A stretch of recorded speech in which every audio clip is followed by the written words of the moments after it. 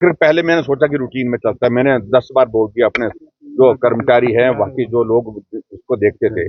लेकिन आज जब मैं आ रहा था विधानसभा, उस वक्त भी वहां पर ड्रोन वहां पर हमारे घर के आंगन में घूम रहा था, और ये मैं समझता हूँ कि बहुत दुर्भाग्यपूर्ण है। तमाशा बन गया इस सरकार का, समझ में नहीं आ रहा है। विपक्ष के नेता के घर की खिड़कियों से, दरवाजे से गाड़ियां खड़ी कहां हैं, कौन गाड़ियां खड़ी हैं, कौन आदमी आया, उनका भी ड्रोन से सर्वे ड्रोन से ये कर रहे हैं।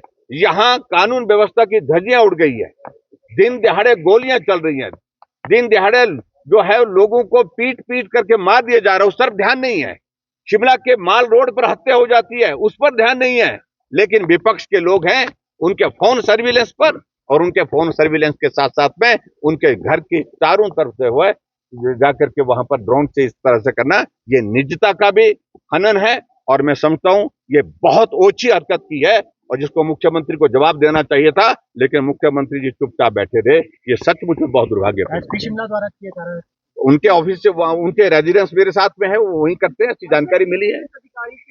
बिल्कुल, अगर ऐसी हरकतें करेंगे, अगर वो सरकार के इशारे पर इस तरह की हरकतें करते रहेंगे कि विपक्ष के विधायकों को बुला बुला करके 8-8 घंटे तक बिठा करके रखेंगे उनकी पूछताछ के लिए, और जब विधायक वहां से चले जाते हैं, आधे रास्ते पहुंचते हैं, उनको कहते हैं कि दोबारा आना पड़ेगा आपको, आधे रास्ते से फिर बुलाते हैं उनको, और आधे रास्ते से बुला करके फिर 4 घंटे के लिए बिठाते हैं उनको। क्या तमाशा बना के रखा हुआ है ये हिमाचल प्रदेश में कांग्रेस की सरकार। सूचना है कि कर्मचारियों की सैलरी डिले हो।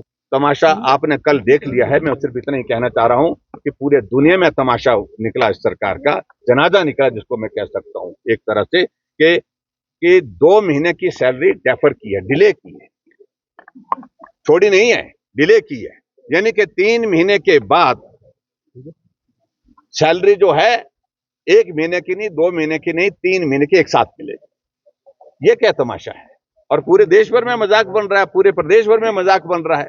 तो इसलिए ये तौर तरीका जो है, जो जो सुखू जी बनना चाह रहे हैं बेचारे बन करके, कि हमारे हालात अच्छे नहीं है, हमारी परिस्थिति अच्छी नहीं है, तो ये बेचारे बन करके नहीं हो सकता है। और इस तरह के गिमिक्स करके मैं समझता हूं कि ये प्रदेश नहीं चलाया जा सकता। Thank you. आज भारतीय जनता पार्टी विधायक दल ने प्रश्नकाल के दौरान एक प्रश्न के उत्तर में मुख्यमंत्री और रेवेन्यू मिनिस्टर की ओर से जिम्मेदारी के साथ जवाब ना देने की वजह से हमने वॉकआउट किया है।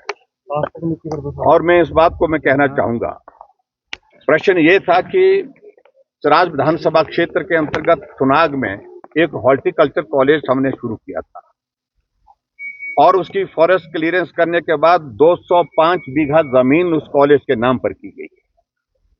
फॉरेस्ट की क्लियरेंस सारी होने के बाद वहां पर भूमि पूजन किया गया, और भूमि पूजन के पश्चात 10 करोड़ रुपए का बजट का प्रावधान करने के बाद 1.25 वर्ष का कार्यकाल हुआ, लेकिन टेंडर नहीं होने दिया।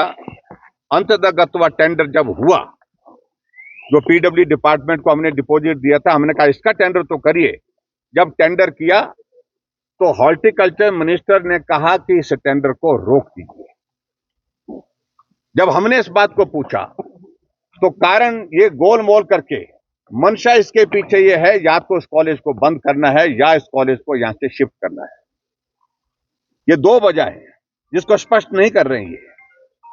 और आज जिस प्रकार से जवाब जब मांगा गया, तो ये सराज विधानसभा क्षेत्र के कमांड ऑफिस बिल्डिंग का जिक्र करते रहे, सराज विधानसभा क्षेत्र के रेस्ट हाउसेज का जिक्र करते रहे, और जवाब में कहने लगे कि इस कॉलेज के बनाने के लिए 300 करोड़ रुपए लगेगा, आप 300 करोड़ रुपए दीजिए और उसके बाद हम इस कॉलेज का काम शुरू करेंगे।